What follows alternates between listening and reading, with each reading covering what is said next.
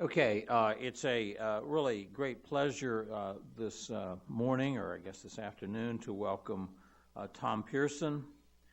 Tom is no stranger to Emory. I've worked with Tom for a number of years, off and on, in a variety of different projects. He is the Livingston Professor of Surgery and Executive Director of the Emory Transplant Center. He is a graduate of Emory University School of Medicine and also received his PhD at the University of Oxford in Oxford, England. He's been engaged in research in transplantation for his career, and he has an incredible bibliography, 139 or so peer-reviewed publications, and has been on the cutting edge of new developments in transplantation, including with Chris Larson, the development of Belatacept, which is a really important achievement in transplant rejection. So Tom's going to be, and thank you for coming, he's going to be talking about innovations in transplantation improving outcomes. So welcome very much to Medical Grand Rounds.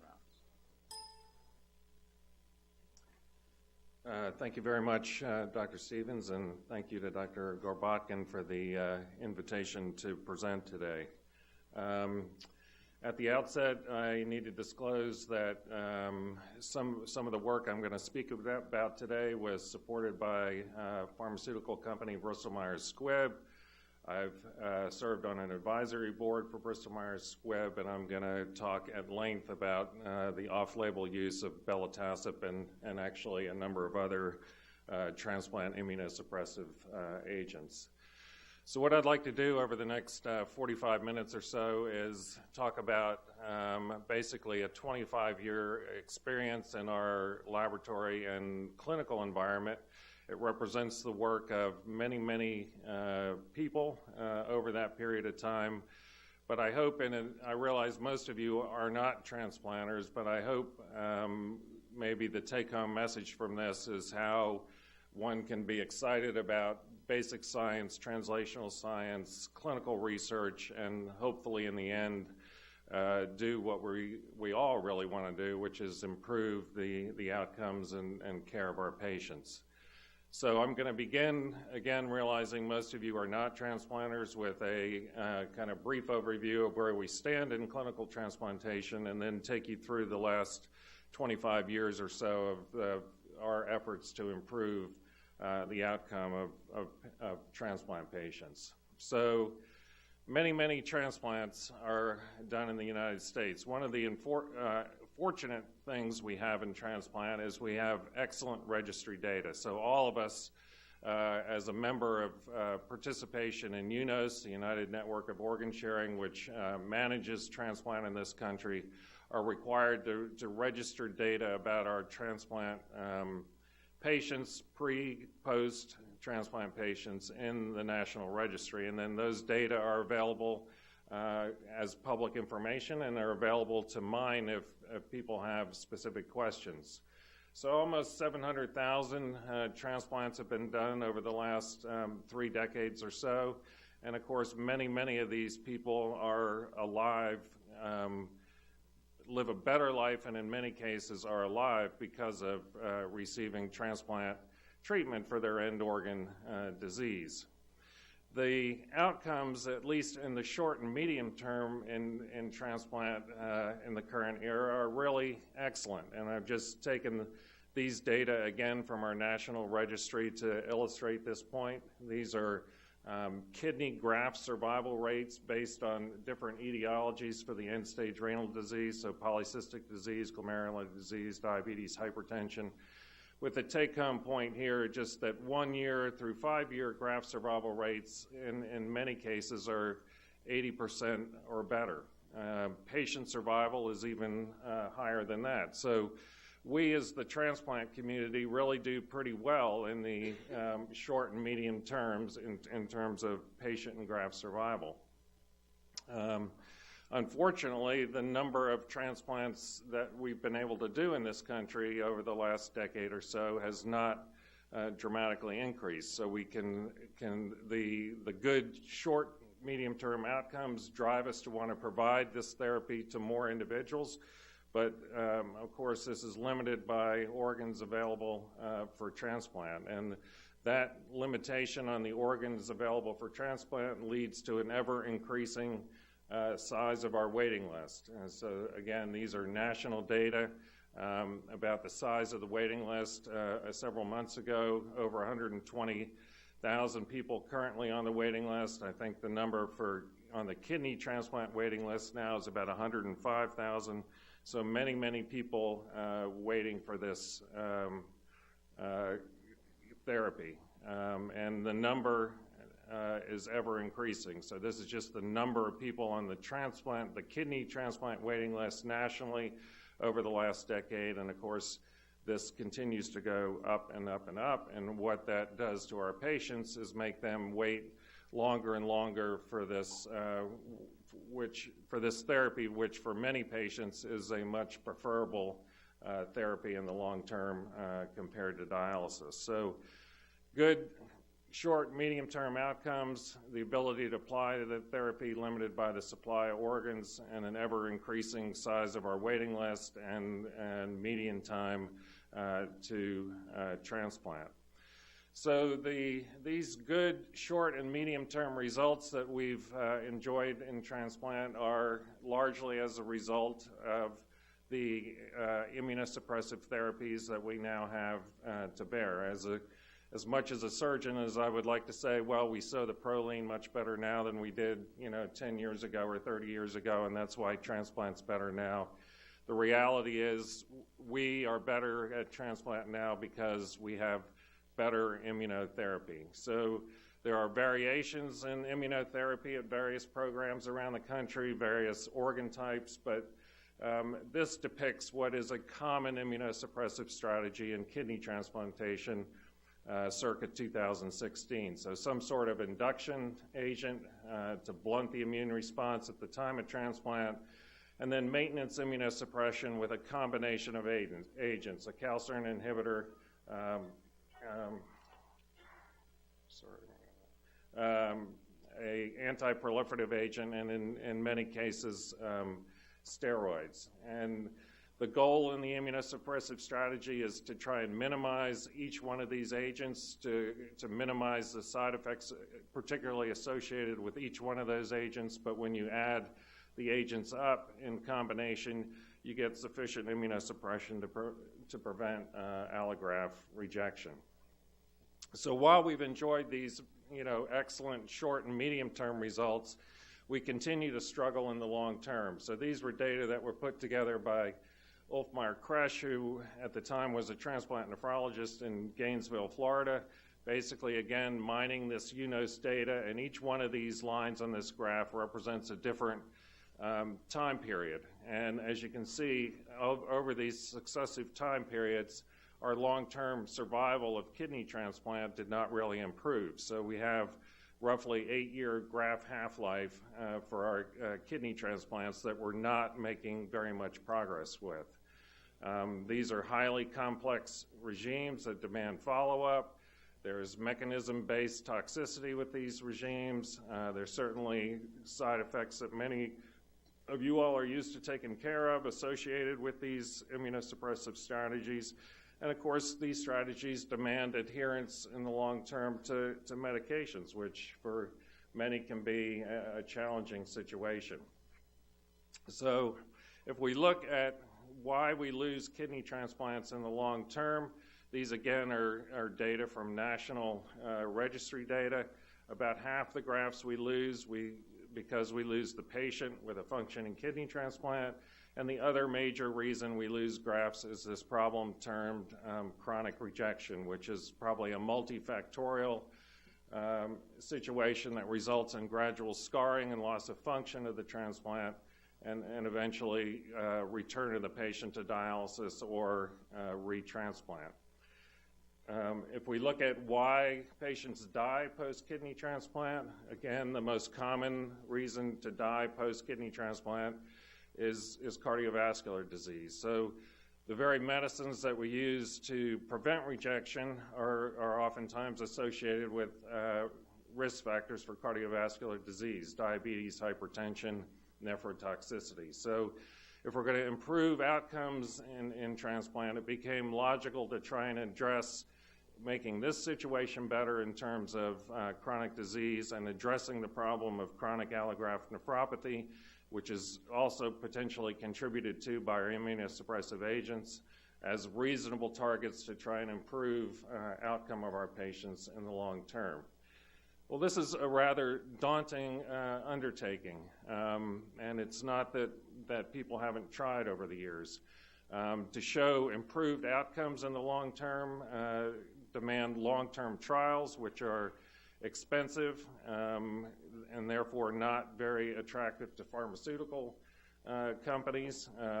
Much of the metrics by which we're judged in transplant are short-term outcomes, so it's natural that transplant programs would aim to target those metrics as important, maintaining certification and maintaining the program's existence.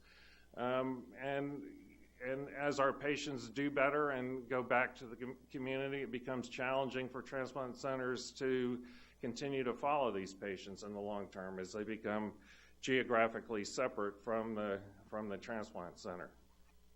So our goal then, as the basis for all of this, was how do we maintain the efficacy and these really excellent short-term results in terms of low rates of acute rejection, excellent one-year graft survival rates, but improve the toxicity profile and therefore hopefully improve the long-term outcomes of our patients. So our approach and strategy to this began in the late 1980s, early 1990s. I'll say at the outset here, and this is not to insult anybody, but just make sure we're all on the playing field.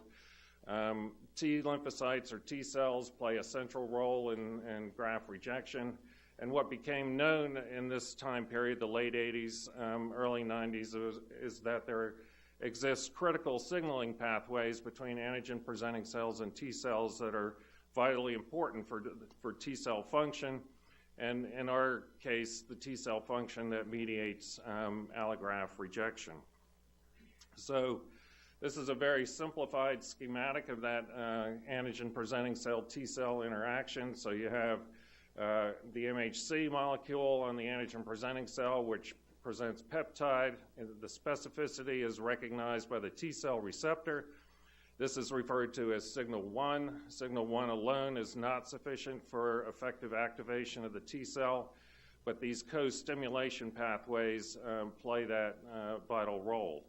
One of the first co-stimulation pathways to be discovered, and probably one of the best understood now, is the B7-CD28 pathway. So it involves two different molecules on the antigen-presenting cell and at least two receptors on the T cell. And it's these signaling pathways which then, in combination with signal 1 from the T cell receptor, lead to all of these factors which contribute to effective T cell activation and T cell function. So as Dr. Stevens mentioned, we were fortunate enough to work and study in Oxford in the late 1980s. Chris worked in the lab with Jonathan Austin on the antigen-presenting cell side of things.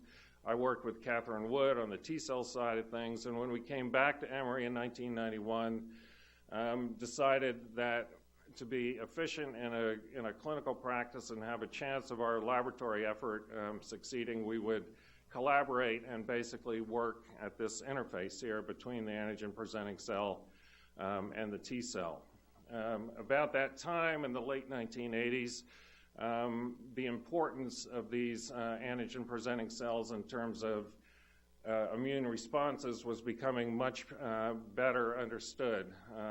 Ralph Steinman and his colleagues at the Rockefeller did a great deal of work understanding how cells resident in tissues under conditions of inflammation or stress could become activated.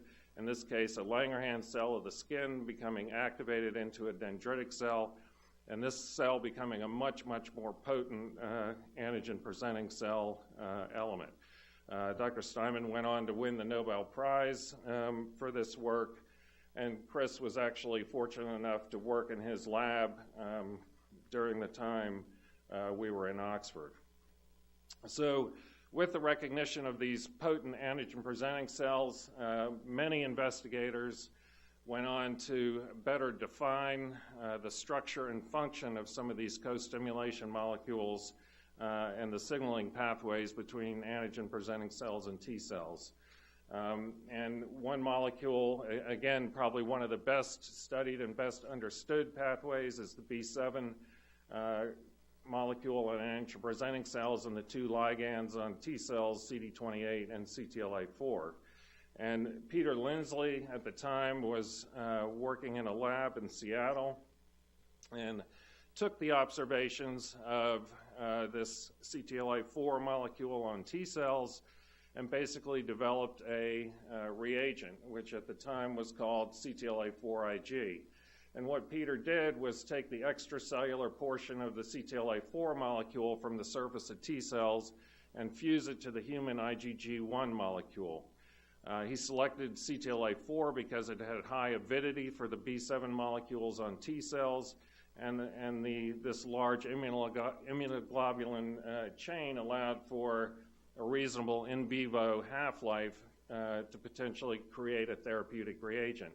So this creation was called CTLA4 and basically it bound, again, the B7 molecules on antigen-presenting cells and sterically inhibited this co-stimulatory signaling pathway. So when Chris and I got back, actually the first grant we wrote was to do what Peter Lindsley did. We didn't know about that at the time. The specific aim of the grant was create a reagent which would effectively block the B7 pathways. Between the time we wrote the grant and the grant got funded, this work of Peter's came out, and so rather than reinventing the wheel, we established a collaboration with him. He wasn't particularly interested in transplantation, and so it was a collaboration that worked very well. We initially studied the ability of CTLA4 to block alloimmune responses in the mouse heart allograft model, and a short-term course of CTLA4 was very effective in terms of prolonging the survival of these hearts in a fully allogeneic murine model.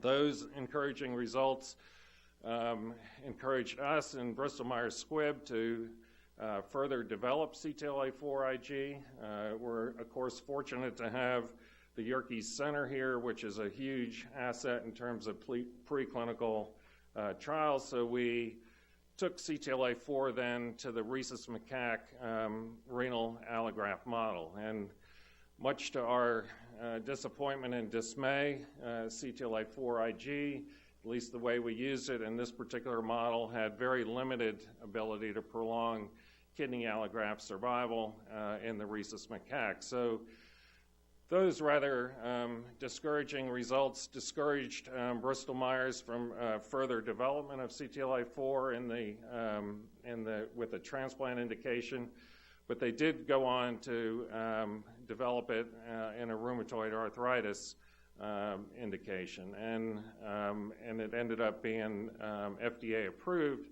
as a therapeutic reagent in rheumatoid arthritis. For us in transplant, this was actually advantageous because it did two things. It showed that this strategy of co-stimulation blockade could be effective in a T-cell mediated disease in the clinic, and it also provided a large safety experience with this strategy in a clinical population. So I think although CTLA4 was not developed in transplant, I think these data were certainly conducive to development of these type reagents for a transplant indication. So while all the development of CTLA4 was going on in rheumatoid arthritis, the scientists at Bristol-Myers Squibb went back to the lab to try and reinvent CTLA-4 Ig into a more effective therapeutic reagent. And this work was led by Robert Peach and his colleagues at Bristol-Myers Squibb, and what they did basically was 2,300 different point mutations for the amino acids in the binding region of CTLA-4 Ig, and then screened those to try and find agents that had higher avidity and potentially higher potency. So the molecule that they came up with actually had 2 amino acid substitutions, and when they screened this, it looked hopeful in terms of increased potency in terms of immunosuppression. So this new molecule was called LEA29Y, based on these mutations. And again, in collaboration with Bristol-Myers Squibb, we studied this molecule in a transplant indication. LEA29Y does not bind in the murine models, so we went right from basically looking at in vitro alloimmune responses in the test tube to the non-human primate kidney transplant model. And we designed these experiments with the idea that if this new agent, LEA29Y, looked effective in combination with immunosuppressive agents that we would likely test in a clinical trial, that would support clinical trial development. So the long and the short of that was LEA29Y in combination with other standard immunosuppressive agents, but in a CNI-free regimen, significantly prolonged the kidney transplant survivals in this preclinical model. So those encouraging results at Yerkes then led to the clinical development of LEA29Y, which is now called Belatacept, in clinical trials. So there were basically 3 large clinical trials done, a phase 2 trial, and then 2 phase 3 trials, one with standard criteria donor kidneys and one with more marginal kidneys. The design of all 3 of these trials was basically the same, and over 900 patients internationally were treated with Belatacept or participated in these trials. So this is the basic study design. 2 different doses of Belatacept were tested, a more intense and a less intense dose. The control patients received the cyclosporine calcineurin inhibitor, and then all patients had induction with an anti-IL-2 receptor antibody and maintenance in addition to these agents with mycophenolate and corticosteroids.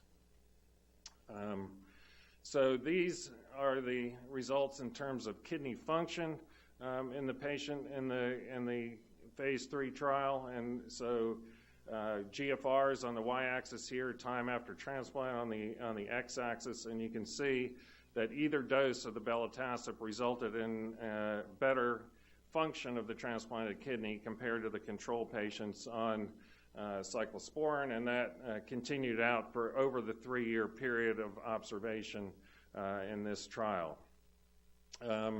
The patients receiving the co-stimulation blockade also had decreased progression to advanced renal insufficiency over a 2-year observation period.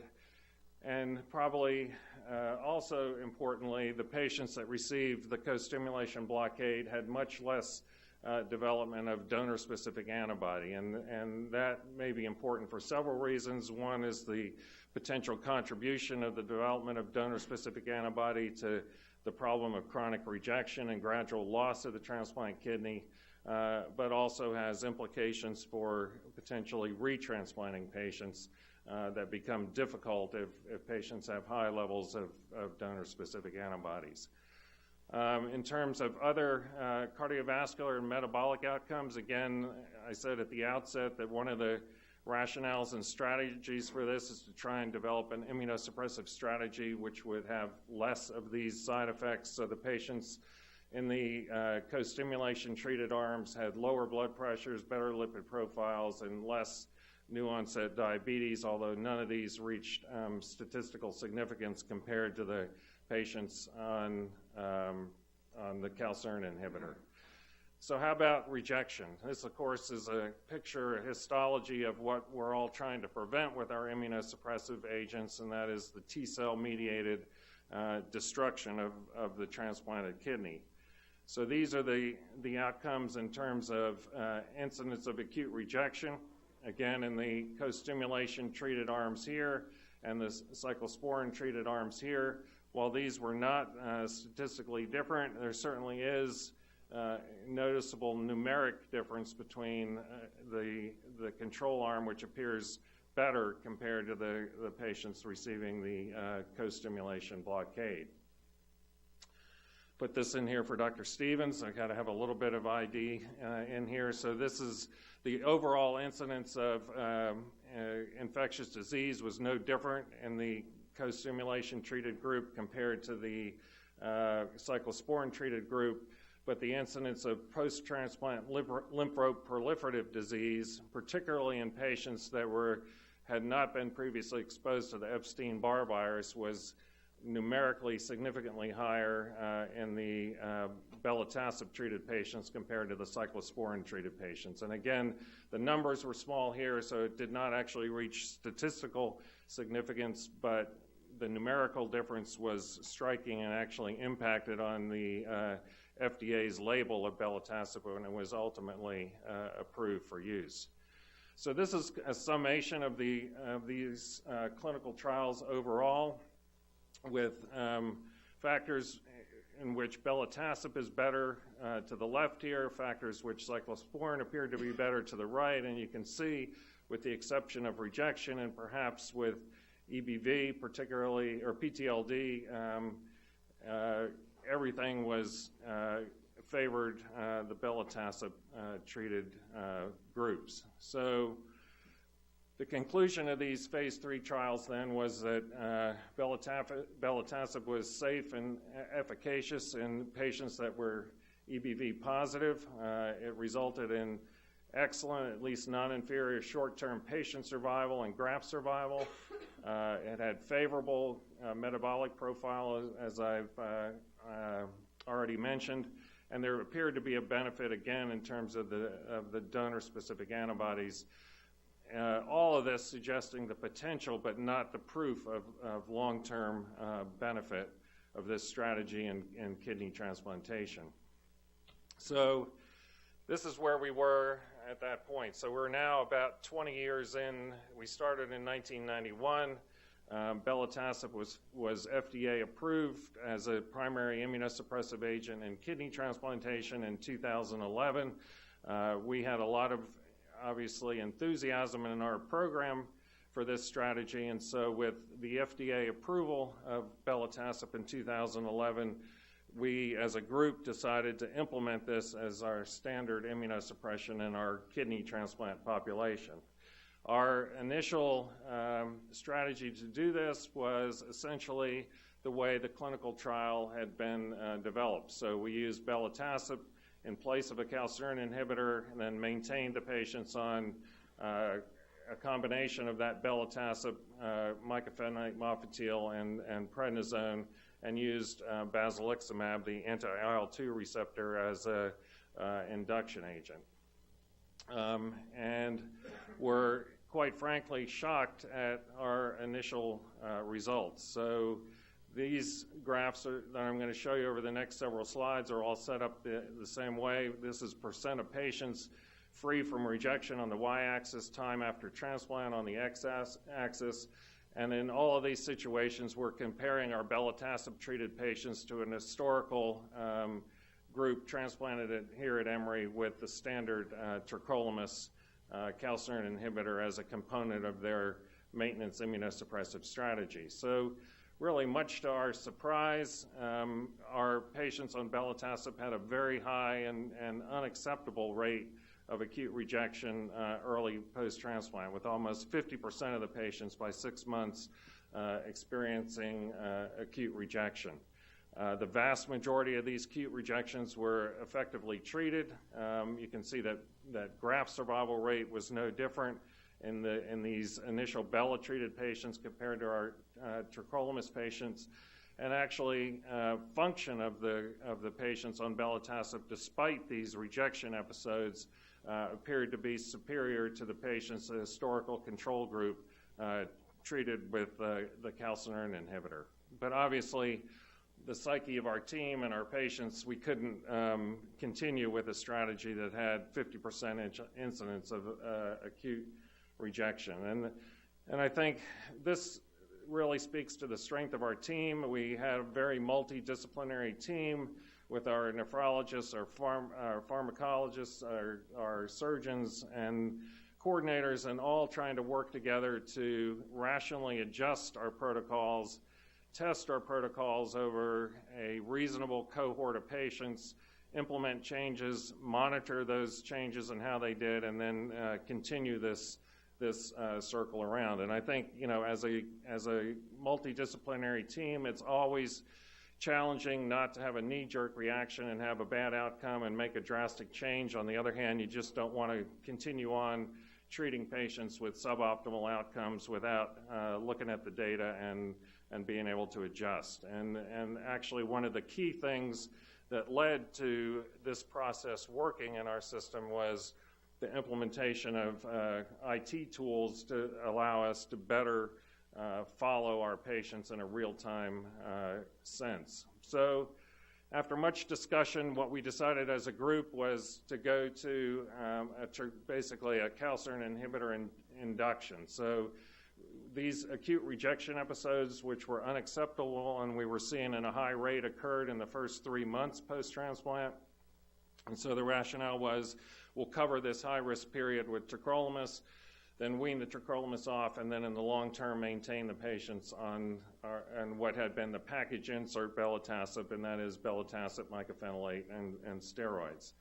And so this was the basic strategy that we initially tried with that, tacrolimus over this period of time with gradual weaning and tapering to off, and then in subsequent protocols actually extended the duration of the tacrolimus treatment to 9 months and then wean between 9 and 12 months post-transplant. So these are the results in terms of acute rejection of those successive groups of patients transplanted here at Emory. So this was the initial group, the high incidence of acute rejection early post-transplant. This was our initial attempt at 3 months of tacrolimus induction therapy, which was fine as long as the patients were on tacrolimus. When we attempted to wean the tacrolimus, again, we saw this high incidence of acute rejection. And so what we've gone to now is the 9-month post-transplant, and these patients not experiencing the acute rejection in the long term and having favorable outcomes. So these are overall graft survival rates and renal function in our Bela-treated patients to tacrolimus patients. So again, making the point that if you can get patients off calcineurin inhibitors and maintained on this co-stimulation blockade-based immunosuppression, they're going to have better function of their transplant kidney in the medium and longer term post-transplant. As was seen in the phase 3 trials, we had a lower incidence of the development of donor-specific antibody in our Belatacept-treated patients compared to the tacrolimus-treated patients. And again, the hope that that would translate into perhaps a decreased incidence of the chronic rejection problem in the long term. So while we were going through these iterations of Belatacept protocols here at Emory, the long-term follow-up continued on the patients in the original phase 3 trials. The results of this long-term follow-up were published earlier this year, and these are kind of the take-home messages from that long-term follow-up. So now at 7 years follow-up post-kidney transplant, if you look at the composite endpoint of patient death or graft loss, the patients with the co-stimulation blockade agent were statistically better than the patients treated with the calcineurin inhibitors. And this is a depiction of the function of the transplanted kidneys, again, in the 2 Belatacept-treated groups on the top here, and the calcineurin inhibitor-treated group on the bottom here is showing that this improvement in renal function is maintained, and actually the delta continues to widen here in the long term post-transplant. So that's kind of where we stand with the clinical use of belatacept today. It remains our standard immunosuppressive agent. We're using it kind of across the board for our kidney transplant population with just a few exceptions, and we continue to be happy with and hopeful about the long-term outcome of our patients based on this strategy. So that's where we stand today. What's on the horizon? Well, I think the biggest thing on the horizon in the big picture is that we have this favorable aspect of belatacept. That's the improved kidney function in the long term, and the hope that as we continue to follow these patients for years and decades post-transplant, this better function will translate into better graft survival and better patient survival. But we continue to have the issue or the problem of how best to deal with this incompletely effective immunosuppression in the early post-transplant period. So we're addressing this both in the clinic and in the lab. There are 2 ongoing multi-center trials that we're participating in now. Stephen Paston, who's our medical director, is the lead on a conversion trial.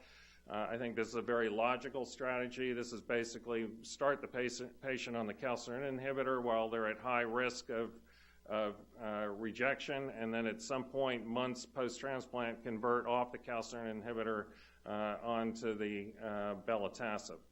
Another trial that we're participating in now is basically say, can we deal with this with a more potent immunosuppressive agent? So instead of using an anti-IL-2 receptor for induction, to use a polyclonal anti-thymocyte induction agent and to address the incidence of acute rejection early post-transplant. And both of these clinical trials are actively enrolling at the moment.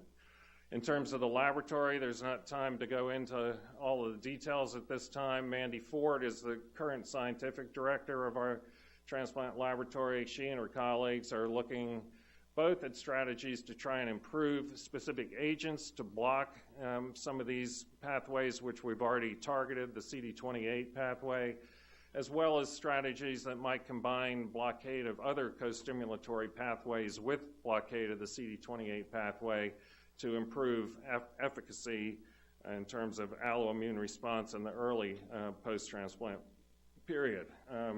This is just to remind everybody that what we've talked about up to this point is the CD80, 86, or B7 molecules and the CD28, CTLA4 molecules on T cells, and the agent belatacept to block this particular co-stimulation pathway, but there are many other co-stimulation pathways and actually potential reagents to target these pathways that can be used potentially in combinations to blunt the immune response. And part of Mandy and colleagues' ongoing effort is to investigate the combination strategies. Another problem that we face in transplantation, and it's an ever-increasing problem, is the number of retransplant patients on the waiting list. And one of the challenges in retransplant is that with failure of the first transplant and weaning of the immunosuppression off the first transplant, return to dialysis, many patients develop a high level of antibodies, which then makes it very difficult to find a negative cross-match and successfully retransplant the patient. So Raul Vidal, who's one of the surgeons in our group, has initiated a study to try and address this issue. I've already mentioned the data from the clinical trials and our clinical experience at Emory showing that that belatacept can block the antibody response.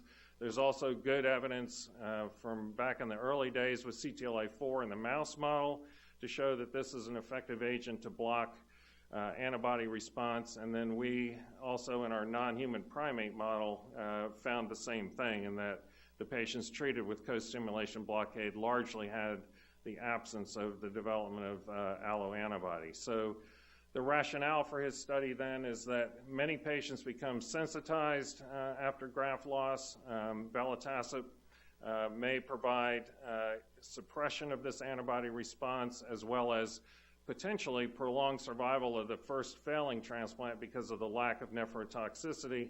And so his study hypothesis is to address these two aims. He's very early in the study, but these are some very early results from his patients, just showing that the patients here treated with Belatacept to this point have not developed donor-specific antibody, whereas 3 of the 6 standard of care patients in the control group have developed donor-specific antibody. So I just show this as an example of another way to apply one of the potential benefits of co-stimulation blockade to a specific population patient in need. I mentioned at the outset one of the challenges in transplantation is the lack of organs. Andrew Adams, a surgeon in our group who actually did his PhD in the lab with Chris, has been leading our efforts in xenotransplantation. So he's developed a collaboration with investigators who are now actually at UAB, having moved from Indiana, who have developed some knockout pigs to investigate the ability of a co-stimulation-based immunosuppressive strategy to prolong the survival of pig kidneys transplanted into the rhesus macaque, with some, again, very early but very encouraging results in this effort. And this is an ongoing strategy and effort for Andrew and his colleagues. So I hope over the last few minutes I've given you a picture of some of our efforts, to investigate strategies and the basic science, translate these into preclinical models, take them to the clinic, identify further needs in the clinic, and keep the circle and the job security, I guess, continuing. Many people have been involved in this. Certainly Chris Larson has been the driver, and many other individuals in this picture and not in this picture have contributed to these efforts over the years. So with that, I'll be happy to try and answer any questions.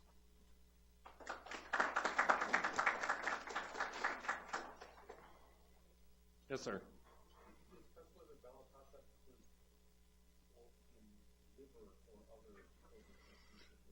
So Bella has not been, so the question was, is Belatacept effective in other organ systems other than kidney transplant? The short answer to that is it's not been systematically tested. There are one-off anecdotal reports of, usually in situations where patients develop some sort of complication with a calcineurin inhibitor and then switch to maybe Dr. Cole would like to comment on what's going on in heart transplant and Belatacept, but no systematic data.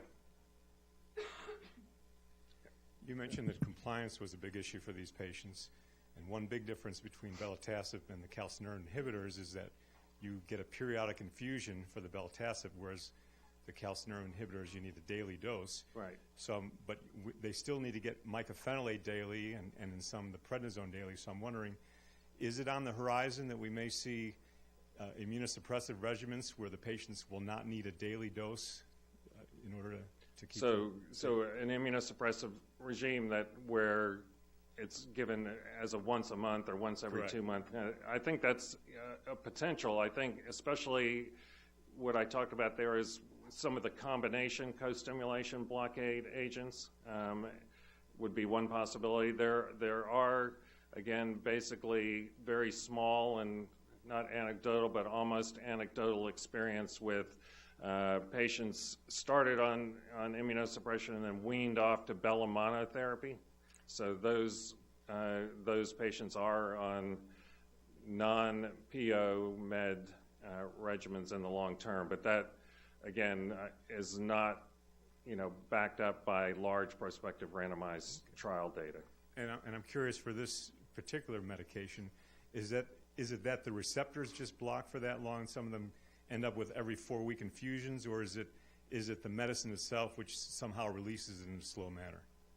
It's long-term existence and blockade of the pathways, and then Actually, in some of the earlier studies, they studied Q4 and Q8, and one of the studies we're about to initiating that I didn't mention was testing the hypothesis that Q8 may be just as effective as Q4, which would obviously have significant potentially quality of life issues for the patients in terms of returning for infusions and potentially financial implications in terms of less drug cost. Mm-hmm. Okay, thank you. Yep. Seems like Bella has a nice profile in terms of development of antibodies for transplant. Any efforts looking at its use pre-transplant and sensitized patients to potentially have effects on? Yeah, so that's a great question, and you know, one of the things so the question was, Belatacept, as we've talked about, inhibits alloantibody production or new alloantibody. What about Belatacept in terms of reducing antibody that's already present, in particular with the application to the sensitized patients on the heart transplant waiting list that have a life-threatening problem and now are limited in the donor organ availability because of their preformed anti-HLA antibody. There's good data with Bella around preventing de novo antibody. There's no good data around reduction of existing antibody. A couple of questions. One is about the affinity issue that led to the kind of development of Belatacept. Is that also being used to these other co-stimulatory molecules? And you mentioned about combination. Can you talk a little more about combination approaches in transplantation? Right. So I can't cite specific examples of co-stimulation blockade agents that have, you know, had a version 1 and a subsequent manipulation to produce version 2 or 3 or 4 to make it more effective. That's, you know, very logical, and that could very well be going on that I'm not aware of. Probably in terms of combination therapy, in terms of inhibiting alloimmune response, probably one of the best studied and probably one of the most potent is the combination of blockade of the CD40 ligand pathway in combination with B7 CD28 pathway. And we actually did a good bit of work on that in the early 1990s. It appeared very potent.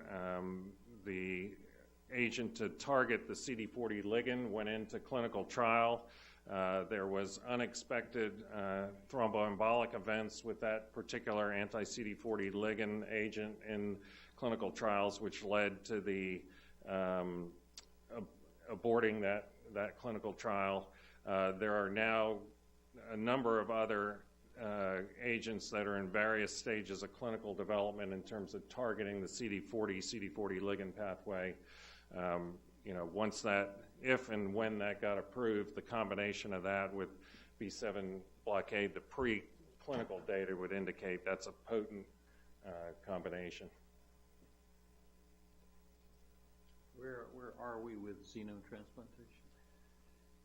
I think that's kind of like asking where are we with islet cell transplant. It always seems to be a little bit in the distance. So I think that depends tremendously on who you ask. I think, you know, in these data that Andrew and his colleagues have generated with these knockout pigs and selecting recipient rhesus macaques that have low titer anti-gal antibodies.